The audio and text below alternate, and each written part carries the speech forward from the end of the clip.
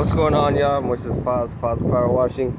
Just wanted to show y'all what we got going on. Got the Ford in the shop actually, and doing pretty good work. Badass. Check it out. I had a big ass hole there. It's gone now. We're gonna be coasting down the freeway, no problem. That was a big ass gash right here. Got it going pretty good, and then got the flatbed going.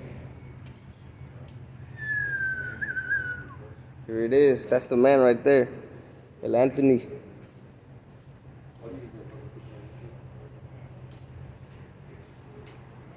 That's okay, dude. It's nothing formal. Bam. Gonna mount it up, put some wood on there. Be good to go. Solid wood on there. Hell yeah. It's gonna look badass. Oh, you coated this too right here? Oh, badass. All of it. Come on, man. It looks smaller with the frame.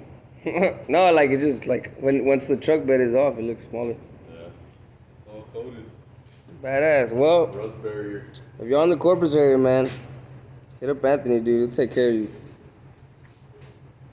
Shit, he's badass. All right, catch y'all later. Peace.